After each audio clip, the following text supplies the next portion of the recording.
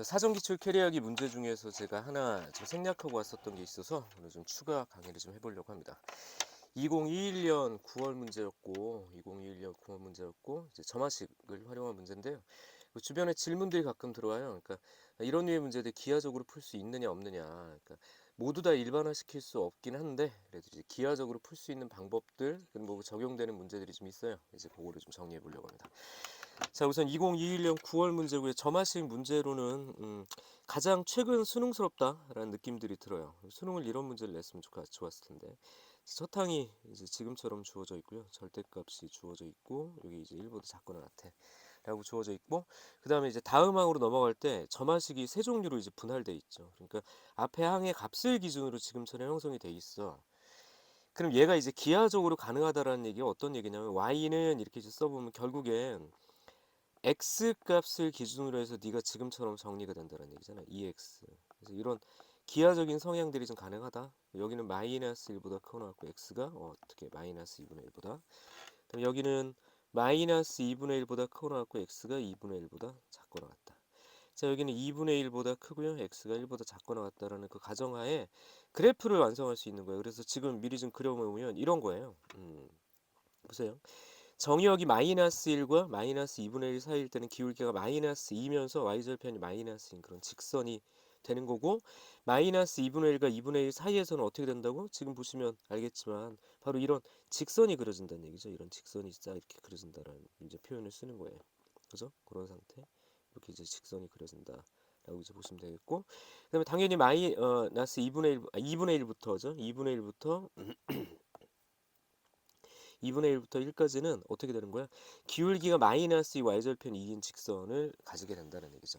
그럼 이제 이야기의 시작을 어떻게 잡아줘야 되냐? 얘들이 뭐라고 얘기를 했냐면, 너의 합이 그 총합인데 5항까지 합이라고 되어져 있어요. 5항까지 합을 구할 거고 5항까지 합이 0보다 크게 되도록 하는 것을 구할 거야. 그럼 우리가 지금 여기 보면 5항, 6항에 대한 정보가 주어져 있으니까 다분히 역추론을 기반으로 하는데, 그 역추론을 기하적으로 정리할 수 있느냐라는 게 이제 문제의 특징이 되겠죠. 그래?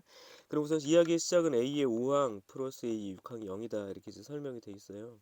그죠? A의 6항과 A의 5항의 합이 6이다. 근데 얘를 통해서 이제 얻어낼 수 있는 것이 무엇이냐가 이제 중요해요. 봐봐. A의 6항은 마이너스 A 5항의 뭐 마이너스 값과 똑같다. 이렇게 이제 표현돼 있죠. 자, 그럼 그 조건을 만족하는 녀석을 찾으면 되는 거예요. 그 조건을 만족하는 녀석. 그러니까 네가 봐요. 결국엔 y는 마이너스 xy 교점을 이제 설명하는 거라고요. 이거 이해되나? 그지? 그러니까 이전 값들을 대입해서 나중 값이 나오는 관계를 본다면, 기울기가 마이너스인 직선과 주어진 저 위의 함수와의 교점인데 이게 원점밖에 없다란 말이야. 그러니까 다시 말하면 지금 저기서 표현하는 A5는 0이 될 수밖에 없다.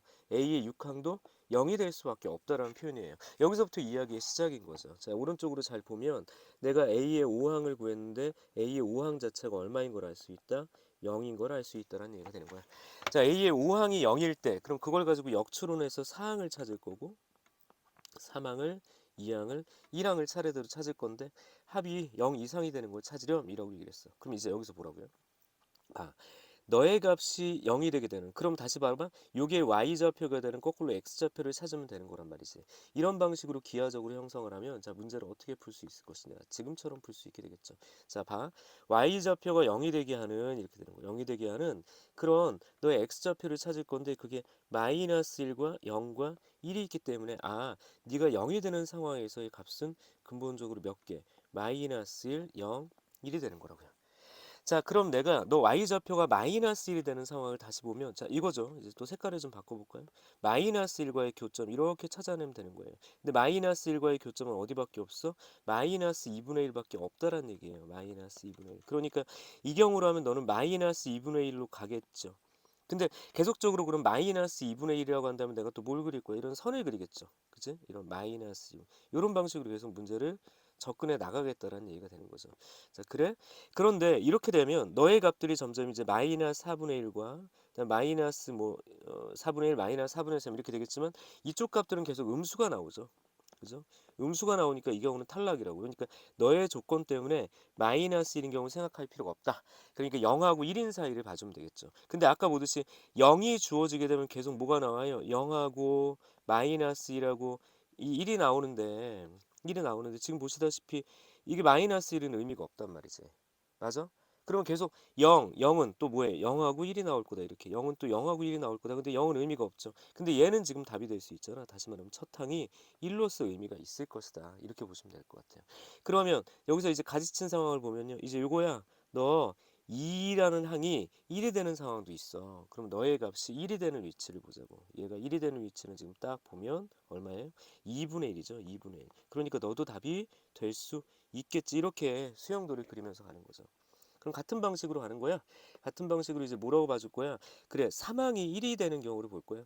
사망이 1이 되는 경우는 지금 보시다시피 2분의 1인 거밖에 없어요. 근데 지금 다시 선을 그리게 되면 2분의 1이라는 함수값을 갖게 되는 이 각각의 x좌표는 뭐가 되는 거야. 4분의 1도 있고, 그죠?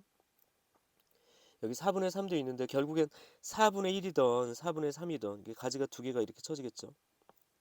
이거 가지가 지금처럼 두 개가 쳐질 거야. 자, 그러면 하나, 둘. 근데 이게 4분의 1도 있고 4분의 3도 있는데 이게 모든 조건에 다 만족하고 있다라는 걸 확인할 수 있어요. 중요한 건 너의 합을 구할 건데 이 합이 1이 되는 게 너무 당연하다는 거예요. 왜? 대칭성 때문에. 그죠? 그런 상태입니다.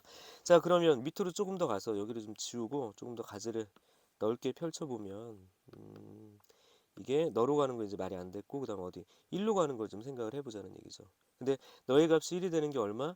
2분의 1이 있었죠. 자, 2분의 1이 되는 게 얼마? 4분의 1이 있었죠. 4분의 3이 있었죠. 근데 너의 값이 4분의 1이 되는 상황을 보면 함수값이 4분의 1이 되게 되는 위치가 8분의 1과 이쪽 자리죠. 8분의 7 위치인데 사실은 이거는 뭐 계산할 필요는 없을 것 같아. 왜냐하면 너 둘 다 모두 되는데 이 두 개의 합을 구하자고 그랬죠. 그래서 이 두 개의 합은 자명하게 1이고 모두 성립이 될 것이다. 양수니까.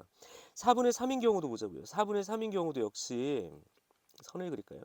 4분의 3인 경우도 선을 이렇게 그려서 그려보면 그렇죠. 만나는 점의 위치가 바로 이쪽 자리에 형성이 되겠죠. 그러니까 그 값이 무엇인지를 찾는 건 내가 보기에는 큰 의미가 없어요. 왜냐하면 이거 둘 다 성립이 되지. 그러니까 너의 값, 둘 다 별 이거라고 쓰면 너의 합은 1이 되는 거야. 자, 문제에서는 얘들의 총합을 구하자고 그랬으니까 보세요. 여기도 합이 1인 거고 여기도 합이 1인 거고 여기도 합이 1인 거고 요거는 그냥 1인 거고 그러니까 모든 것의 합은 4 더하기 2분의 1로서 2분의 9라고 정리할 수 있다. 그래서 킬러 추론형 문제를 기하적으로 접근할 수 있는 되게 중요한 아이디어가 돼요. 반드시 이렇게 갈 것이냐 그러지 않고 선생님이 이제 교재에 넣는 것처럼 대수적 방식으로 하나하나 추론하는 것도 이거 결국은 같은 내용이야. 근데 이제 대수적으로 하나하나 쓰게 되면 좀 시간이 많이 걸린다는 단점이 좀 있고요. 지금처럼 기하적인 상황을 유도할 수 있는 경우라면. 자, 이런 경우는 언제 쓸 수 있을 것이냐? 바로 제가 팁을 알려드릴게요. 보통 사람들이 이거 강의할 때, 야, 기하적으로 문제 풀 수 있으니까 이게 완전 꿀팁이야 라고 생각하고 모든 것을 만병통치약이라고 이제 오해시키면서 약 파는 경우가 생기는데 제가 이제 그렇게 공부하면 안 된다고 그랬죠. 약은 팔되 너희들은 그 약을 함부로 집어먹으면 안 돼. 언제 이 약을 먹을 건지 아닐지를 너희들이 선별할 수 있어야 된단다라는 얘기 좀 하도록 할게요. 왜? 우리 직업은 약 파는 직업이 맞아. 어? 우리 직업은 약 파는 직업이 맞다고. 강사님들이 약을 팔 수밖에 없어요. 경쟁을 해야 되니까. 근데 그것이 어떤 경우에 성립되는지에 대해서 지속적으로 이야기를 하지만 이제 받아들인 입장에서 자꾸 뭐라고 생각하냐면 아 이게 그냥 만병통치약이고 항상 통용됐으면 좋겠다라고 생각하는 거죠. 자, 이건 언제 쓰냐? 지금처럼 보시면 될 것 같아. 다시 말하면 AN과 AN 플러스 1에서 이것에 대한 직접적인 관계식이 주어지는 거예요. 지금처럼. 맞아? 그런 관계를 통해서 y는 x에 관한 함수식이 직관적으로 설명이 되는 경우에만 쓰시면 되는 거예요. 지금처럼. 그렇지 않은 경우에 억지로 이제 문제를 적용하지 않았으면 좋겠고요. 뭐 그렇진 않겠지만 2차식 수준까지, 뭐 2차식 수준까지도 그래프는 좀 활용할 수 있을 거니까 그래프를 적용할 수 있는 경우가 바로 이런 되게 중요한 이 9월 모평 문제가 되게 중요한 그런 하나의 예시를 좀 들어준다라는 측면으로 문제를 푸실 수 있다라고 기억하셨으면 좋겠습니다. 여기까지 정현경이었고요. 2021년, 2022학년도 9월 모평 15번 킬러 점하신 문제였습니다. 이상 정현경이었습니다.